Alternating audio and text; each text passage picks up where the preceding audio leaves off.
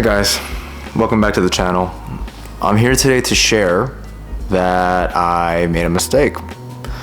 In my last video, I spoke about Seiko's better Daytona killer, specifically this SBTR021, commonly referenced or referred to by the collecting community as a spirit chronograph.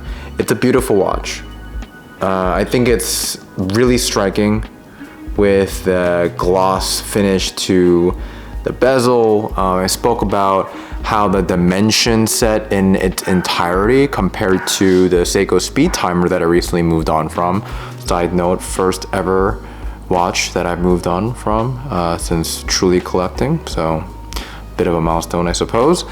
But yeah, this, the fact that it is just thinner and slightly longer lug to lug, it just allowed it to feel like a flatter, kind of tighter onto the wrist, just type of feeling, right, when wearing this particular SBTR021. I do want to recognize a comment from Driver Guy 23. Thank you for your comment in the last video. I responded to Driver Guy's comment by saying, nope, at the end of the day, I don't think it's too big. I personally don't subscribe to the big watch, sort of oversized watch trend. That trend is kind of dying now anyway, isn't it? I really love, for example, my 38mm khaki field Murph. I think 38mm is probably approximately the sweet spot for me. But despite that, this 40-ish millimeter diameter watch just, worked so well for me, or so I thought. After seeing that comment and responding to it, it just continued to gnaw at me. Every single time that I looked down at this piece for the following couple days, I couldn't help but think, is it actually a little bit too big, just a little bit too big for my wrist, for my taste? For my 6 3/4 inch wrist, I'm sure there are plenty of other people out there, same wrist size, for whom this absolutely would work. They'd be happy with it for the long term, or something kind of like this in terms of the specifications, the physical dimensions. But once that thought started entering my brain, it would not leave. That was exactly when I stumbled upon a video by Watch Luca. Had never seen his channel before. I think he's relatively new on YouTube, but I love the way that he runs his channel. And then I saw that TGV, of all people, the godfather of watch YouTube, he put up a video as well talking about this new piece. Just came in like 2 days ago. This is the SSB 477 P1. Not quite sure what the P1 means. If you guys know, then please throw that down below in the comments. I think I've seen J at the end of Seiko references before indicating JDM, but what's P1? So this is the blue dial version. It doesn't show up as very blue on camera, and it doesn't show up as super blue in real life either, which I kind of like. It's a lot more subtle. Reminiscent, I would say, of kind of a Tudor Black Bay blue, not the Pelagos blue, but the more kind of subtle, kind of very just classy, like navy blue, right? So the title of this video is going to be something like, Daytona versus Speedmaster. Again, in my last video, I'm talking about how this is the better Daytona compared to the speed timer from Prospects. It was lovingly called the Daytona by collectors for a long time. But I make the case that this is actually the better Seiko Daytona. Now this new guy, this is more of your Speedmaster. You could say it's kind of like your old, kind of original, like Paul Newman style Daytona too, right? You can see that vintage nature to it. But I'll be comparing very briefly these two guys today, and let's get into it. Okay, so to, I think, what is your left, we have the SBTR021, that's Seiko chronograph, and on the right we have the SSB 477, which actually may be from Seiko's Essentials collection. I'm just going to be quickly running through some of the key spec differences and similarities we have in terms of the movement. the same quartz chronograph. It is the Seiko 8T63. We start seeing some differences when it comes to the case specifications. We have a 40-ish, seeing 39.8 listed here, millimeter diameter on the Spirit, and we have a 38.5 or so millimeter diameter on the SSB 477. In terms of thickness, we actually have a thinner profile on this Spirit in 11.6 millimeters, whereas we've got about 12.5 on the SSB. Lug to lug is definitely shorter on this new piece. We've got about 45 millimeters, very much in line with the white dial Murph that I have, whereas on this Spirit we have something around 47 or so millimeters, which I don't think is too long. That's probably about my comfortable limit, but I did notice that it was definitely starting to like overhang a little bit off the top of my wrist, right? We've got a very nice 20 millimeter lug width on both pieces here, Hardlex on both as well, but key difference is that we have a box shaped Hardlex crystal here, whereas we've got a flat crystal here. This is obviously a massive contributor to the greater thickness by approximately 1 full millimeter. But if I look at it from the profile, the side profile here, I mean, that box crystal is definitely extending out by more than 1 millimeter. So if you're looking at just the actual stainless steel cases, it seems thinner. It feels therefore thinner on the actual wrist. 100 meters of water resistance on the Spirit, whereas we've got 50 on the SSB. You'll notice that I've already changed out the strap. We've got some drilled lug holes on this SSB 477, whereas we don't on the Spirit. The Spirit is still on the stock alligator style leather strap with a pretty nice looking stainless steel deploying clasp from Seiko with the logo on it and everything. The bracelet that came with this SSB is pretty nice. I really do enjoy the overall feel and the look.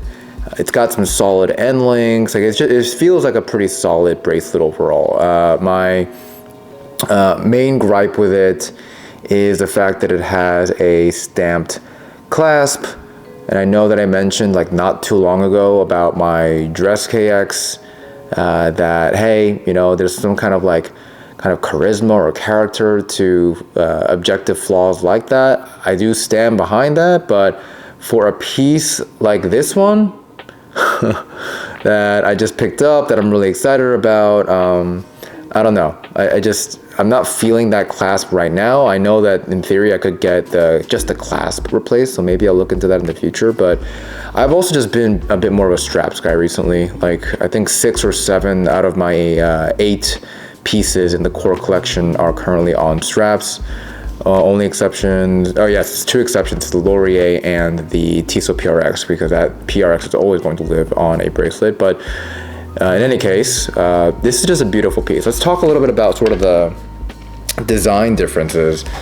Again, like I'm seeing a lot more Daytona here, specifically a modern Daytona on this Spirit.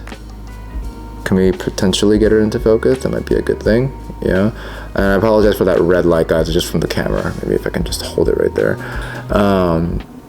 Yeah, so like very modern looking, Daytona looking chronograph here, right? And I think the reason for that, like I spoke about those stainless steel sort of, what would you call those? Like, would those be like sub-dial bezels? I'm not quite sure what they're called, but they have a pretty like loud sheen to them. And we also have not an actual ceramic bezel for the main dial, for the actual dial itself, but it looks ceramic-esque with its gloss finish. And it also is just a thicker bezel, right? I do love like the etching that goes into this bezel.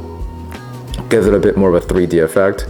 I would say overall, this Spirit chronograph has more of a 3D effect than the SSB 477 here, with the exception of the domed, this kind of boxed hardlux crystal. That element of three-dimensionality is objectively greater on this new piece. But this is what I would describe as more of a modern day Speedmaster, you know, old school Speedmaster, old school Daytona type of a look and vibe. Much flatter on those subdials. And, you know, I think a key sort of differentiating factor from the design standpoint for me is the fact that we've got a much thinner bezel, right? It's a much thinner bezel. The dial just takes up more real estate of the overall, you know, top of the case, where you'd actually be spending most of your time looking. I mentioned that I love the crown guards of the Spirit, and I do. Like it adds like a nice, yeah, it adds a nice sort of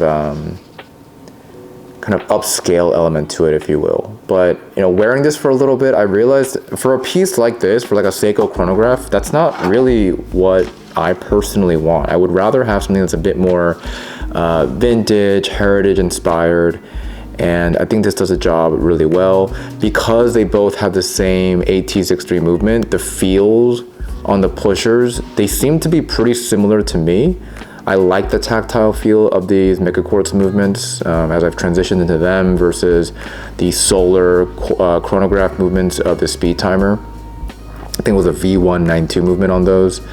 These just feel more like a mechanical watch, because they are more like a mechanical watch. And, you know, for better or worse, a little bit over 2 years into really serious watch collecting, this is just what I'm gravitating towards instead of something like the speed timer. You know, I think I'm likely to change straps on this guy once in a while. I'm really liking this particular pairing, but I do have a black leather rally style strap with some blue stitching on the lug sides that I can see going really well with this when I happen to be wearing sort of less warm toned clothing. But for today, that's what I've got going on. And I think that might be all I have to share as well.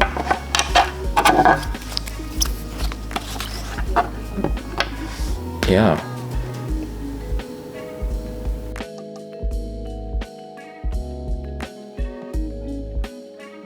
Head on over to Watch Luca's channel, to TGV's channel. There are a couple of other videos up, mostly on the SSB 479, which is a black dial variant of this watch. I did initially try and look for that black dial version because I'm unfortunately just a black dial guy. I'm obsessed with like black, white, gray dial watches.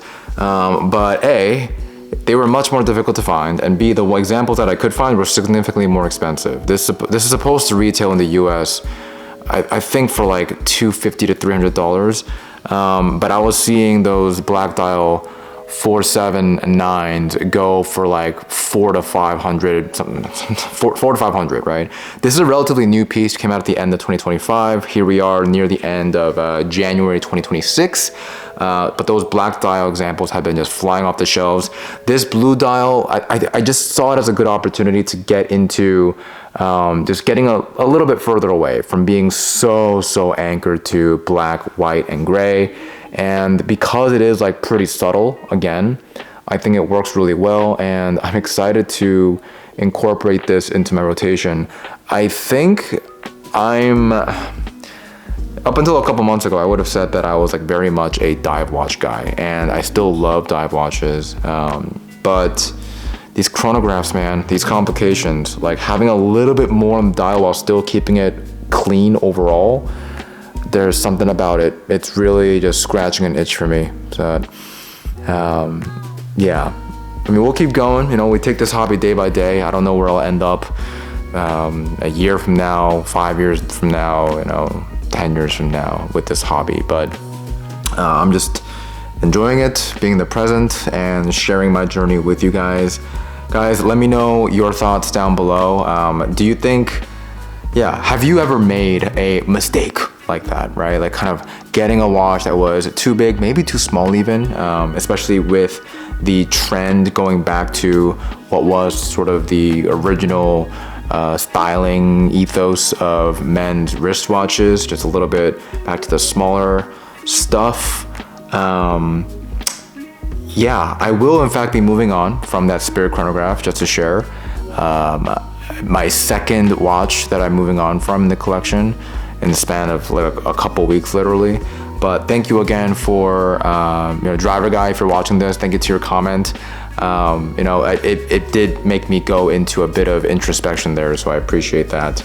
And look, as always guys, like God bless you. Jesus loves you. If you have any praise reports or comments, prayer requests, then please throw those down below as well. I don't know if this is the case where you guys live, but here in Virginia, we do have a pretty nasty snowstorm coming. So please stay warm, stay safe wherever you are. God bless. Stay well. Bye guys.